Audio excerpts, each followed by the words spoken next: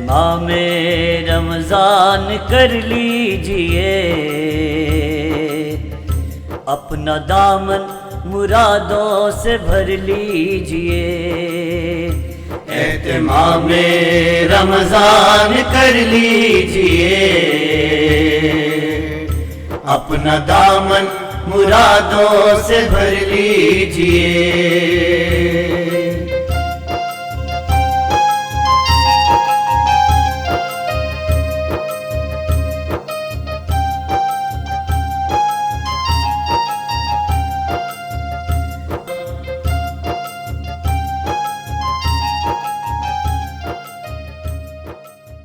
الحمد للہ رب العالمین، الصلاۃ والسلام علی سید الانبیاء واشرف المرسلین وعلی آلہ واصحابہ اجمعین، اما بعد فاعوذ باللہ من الشیطان الرجیم، بسم اللہ الرحمن الرحیم۔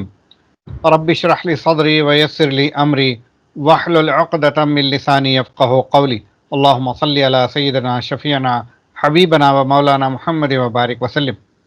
السلام علیکم ورحمۃ اللہ وبرکاتہ، مغفرتہ۔ ناظرین و سامعین، پروگرام اہتمام رمضان کی آج کی نشست کو لے کر آپ کا میزبان حاضر خدمت ہے۔ ناظرین کرام، پچھلی بار ہم نے فطرے کے تعلق سے بات کی تھی۔ چاہے فطرہ ہو کہ زکوٰۃ ایک نصاب کے حساب سے کیلکولیشن ہوتا ہے، جس طرح سے صاحب نصاب ہونے پر زکوٰۃ دینا ہے، اسی طرح صاحب نصاب ہونے پر فطرہ دینا ہے۔ قربانی کی بات بھی اسی اس سے جڑی ہوئی ہے۔ انشاءاللہ ہم ذی الحج میں جب پروگرام کریں گے تو اس بارے میں بات کریں گے۔ تو بحث یہ ہوتی ہے، سونے کا نصاب ہے، چاندی کا نصاب ہے، یا ہارڈ کیش یا رقم آپ کے پاس موجود ہے 1 سال سے اوپر، تو کتنے پر زکوٰۃ لاگو ہوتی ہے، اس تعلق سے بحث ہوتی ہے۔ شمال ہند میں کچھ اور ہے، جنوب ہند میں کچھ اور ہے۔ یہ ڈفرینس کیوں ہے، اس تعلق سے آج ہم بات کریں گے۔ ہمارے ساتھ موجود ہیں مولانا سید خواجہ معیز الدین اشرفی صاحب، جو کہ خطیب ہیں جامع مسجد محمدیہ کشن باغ۔ مولانا، آپ کا ایچ ڈی ٹی وی پر خیر مقدم ہے۔ السلام علیکم ورحمۃ اللہ وبرکاتہ۔ وعلیکم السلام ورحمۃ اللہ وبرکاتہ۔ تو مولانا، میں سب سے پہلے یہ جاننا چاہوں گا، صاحب نصاب کس کو کہتے ہیں؟ دیکھیے، صاحب نصاب سے مراد شریعت میں زکوٰۃ کے مسائل میں اس کو صاحب نصاب گردانا گیا ہے جو شخص کھانے پینے، اپنی ضروریات زندگی کی تکمیل کے بعد جو فقہاء اکرام نے فرمایا ہے کہ 7.5 تولے سونا یا 52.5 تولے چاندی کے نصاب کا مالک ہے، یا اس کے پاس کچھ سونا ہے، کچھ چاندی ہے، اور کچھ بینک بیلنس ہے، کچھ مال تجارت ہے، اور یہ تمام چیزیں ملا کے اس میزان پہ آتی ہیں، تو وہ صاحب نصاب ہے۔ لیکن اس میں شرط یہ ہے کہ یہ سب کچھ آپ کا 1 سال سے اپنی زندگی بھر کے اطمینان سے کھانے پینے کے اور دیگر اخراجات کے بعد میں ہولڈ کیا ہوا پیسہ ہے یا ہولڈ کیا ہوا سرمایہ ہے، تو اس کے اوپر زکوٰۃ واجب ہو جاتی ہے، فرض ہو جاتی ہے۔ جی، تو اب اس میں اتنا ہیوج ڈفرینس ہے۔ حیدرآباد کا آج کا جو ریٹ ہے سونے کا، وہ تقریباً 71,719 ہے۔ تو اگر 7.5 تولے اگر ہم سونا ملائیں گے تو 5,37,892 روپے بنتی ہے۔ کہاں 5,37,000 اور کہاں چاندی کا نصاب اگر آپ 795 روپے تولہ کے حساب سے دیکھیں گے تو 52.5 تولے چاندی بنتی ہے 41,737۔ تو 5,37,000 ورسس 41,000، یہ اتنا ڈفرینس، اور پھر صاحب نصاب۔ دیکھیے، متقدمین نے اس زمانے میں جب زکوٰۃ کا نصاب تدوین ہو رہا تھا تو سونا اور چاندی تقریباً برابر تھے۔ کہیں پر چاندی کا سکہ چلتا تھا اور کہیں پر سونے کا سکہ چلتا تھا۔ تو اس کا دام 7.5 تولے سونا یا 52.5 تولے چاندی، یہ قریب ایک دام میں ہوتے تھے۔ اچھا، لیکن ابھی آپ نے جو حساب بتایا اور چوکا دینے والا حساب، اتنا بڑا فرق، اس فرق پر یہاں 40,000 روپئے چاندی کا اگر حساب لے لیں، 41,000 روپئے حساب لے لیں، تو نتیجہ یہ ہے کہ پھر جس کے پاس 41,000 روپئے ہے وہ 52.5 تولے چاندی کا مالک ہونے کے، یا اتنا پیسہ یا اتنی رقم یا اتنا اس کے پاس سرمایہ ہے، تو پھر زکوٰۃ اس پر بھی ہو جائے گی۔ جی لیکن جیسے آپ نے تمہید میں فرمایا کہ شمالی ہند کا اور جنوبی ہند کا اس میں تفاوت ہے، نہیں ہے، نہ شمالی ہند میں کوئی تفاوت ہے نصاب میں، 52.5 تولے چاندی، 7.5 تولے سونا، اور نہ جنوبی ہند میں تفاوت ہے۔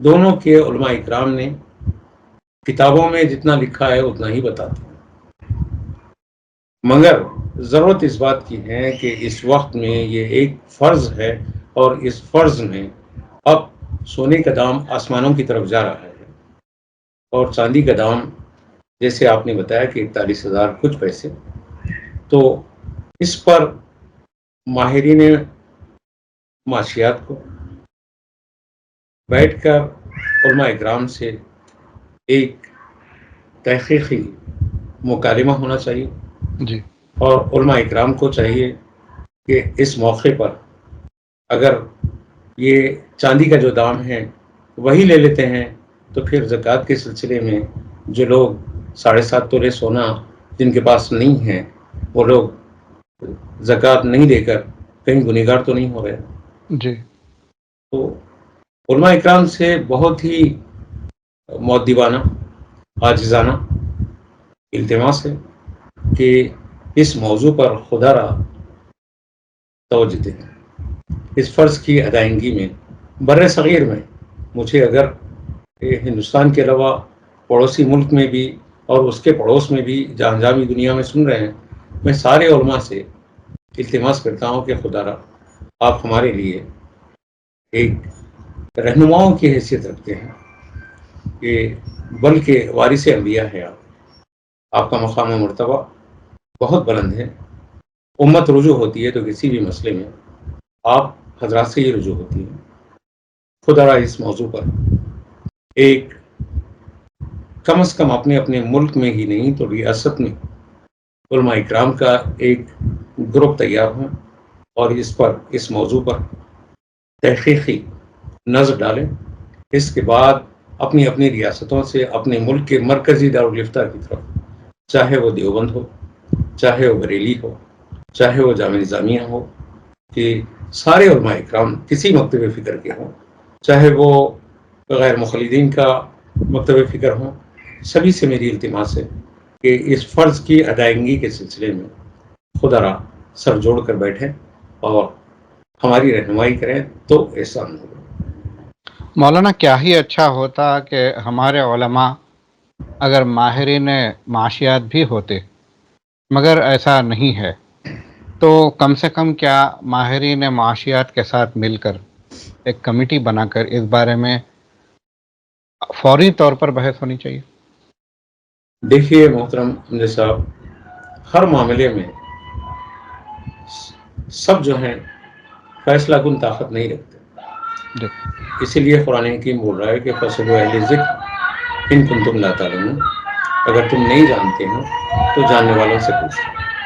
تو جو جس فن کے ماہر ہیں، آپ اگر میڈیکل لائن میں کسی شرعی احکام کی کوئی حجت درکار ہے تو ڈاکٹر سے مشورہ کرنا پڑے گا۔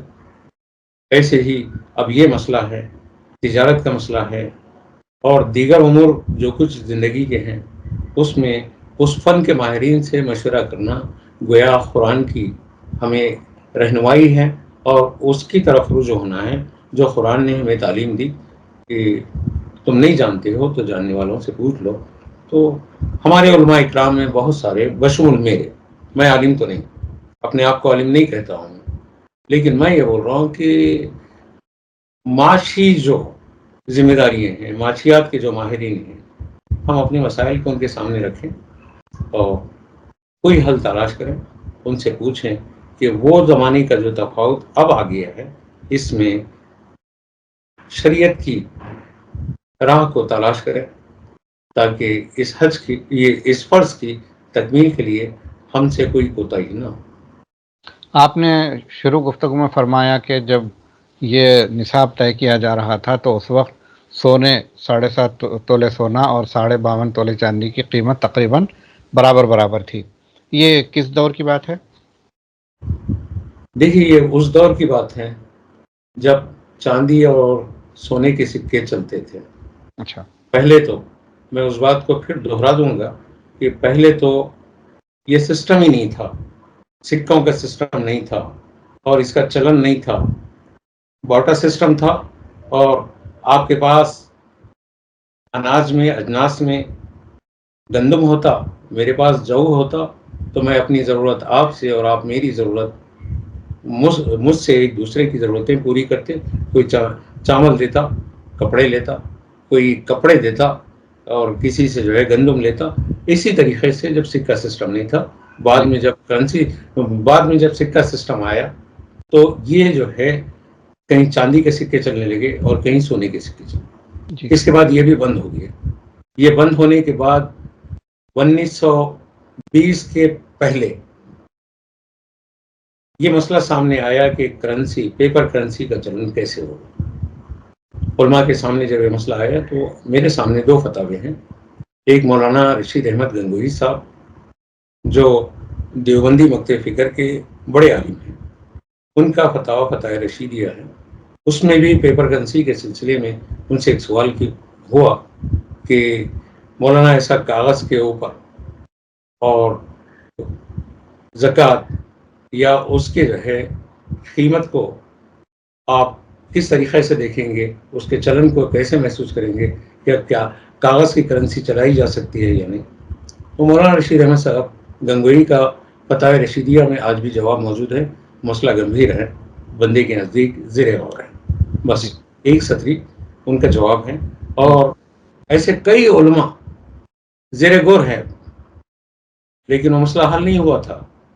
جب یہ مسئلہ مولانا احمد رضا خان فاضل بریلوی رحمۃ اللہ علیہ نے حج کے موقع پر، ان کا دوسرا حج تھا، جب مکہ معظمہ کو پہنچنے کے بعد علماء حرمین شریفین پیپر کرنسی کے سلسلے میں ان سے رجوع ہوئے تو انہوں نے ایک ہی نشست میں واضح طور پر ایک رسالہ لکھا، الکفل الفقی الفاہم و خرطاس الدراہیم کے نام سے، اور اس رسالے کو اعلیٰ حضرت نے رقم کرنے کے بعد میں پیپر کرنسی کا چلن اور اس پر جو ہے احکام شریعت کیسے نافذ کیے جا سکتے ہیں، آپ نے اس کے جواب میں فتویٰ دی۔ اچھا، تو علماء اکرام ہر دور میں اس امت کی رہنمائی کیے ہیں، اور اس وقت میں بھی ہم سارے علماء سے مؤدبانہ گزارش کرتے ہیں کہ زکوٰۃ کے اہم مسئلے میں تمام مکاتب فکر کے علماء اپنے اپنے ہی مکتب فکر کے درمیان یا سب کو لے کر ہی کوئی ایک اجلاس طلب کریں اور اس میں اس مسئلے کو حل کریں جو سونے اور چاندی کے دام میں زمین آسمان کا فرق آ رہا ہے۔ جی، بہت پیاری بات کی آپ نے۔ جب پیپر کرنسی کا چلن شروع ہوا تو حلال ہونے یا ناجائز ہونے کی بات ہوئی تو مولانا احمد رضا خان بریلوی رحمۃ اللہ علیہ نے فتویٰ دیا اور سارے لوگ اس کو قبول کیے، لہٰذا ہم سب پیپر کرنسی استعمال کر رہے ہیں۔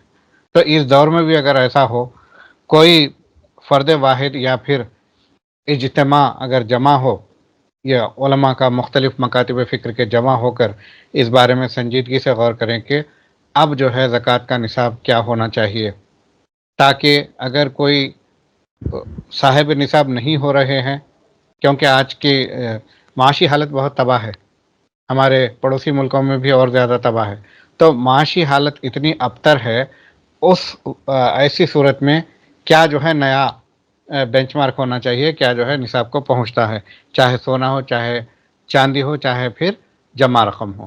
تو سنجیدگی سے غور کرنے کی بات ہے۔ انشاءاللہ میں امید کروں گا ہمارے تمام جو دینی درسگاہیں ہیں اور تمام جو ہے مفتیان کرام ہیں، مشائخ نظام ہیں، یہ سارے لوگ ماہر معاشیات، ماہر اقتصادیات کو ساتھ لے کر بیٹھ کر جو ہے اس کو طے کریں گے کہ یہ نیا جو ہے کیا ہونا چاہیے۔ تو اس امید کے ساتھ میں آج کا پروگرام یہیں روکتا ہوں۔ مولانا آپ کا بےحد ممنون و مشکور ہوں، آپ نے اپنا قیمتی وقت دیا۔ تو ناظرین کرام، ہم زکوٰۃ کے مزید مسائل ہیں، انشاءاللہ اگلی نشست میں ہم ان مسائل کو آپ کے سامنے لائیں گے۔ تب تک کے لیے آپ کا میزبان محمد امجد علی آپ سے اجازت چاہتا ہے۔ اللہ حافظ۔ میجسٹک سویٹس پچھلے 22 سال سے آپ کی خدمت میں لذیذ مٹھائی اور نمکین پیش کرتے آ رہے ہیں۔ میجسٹک سویٹس کی مٹھائی بالخصوص اجمیری قلاقند نہ صرف حیدرآباد بلکہ بیرون ملک بھی مشہور و معروف ہے۔ تازی ذائقہ دار مٹھائی اور نمکین کے لیے تشریف لائیے۔ Majestic Sweets and Savouries, Mehdipatnam, Majestic Sweets and namkeen, Toli چوکی، حیدرآباد۔ نام رکھائی کے اسپیشل لڈو یا گفٹ پیک آرڈر کرنے کے لیے کال کریں 8125359745 یا 98858 75153 پر۔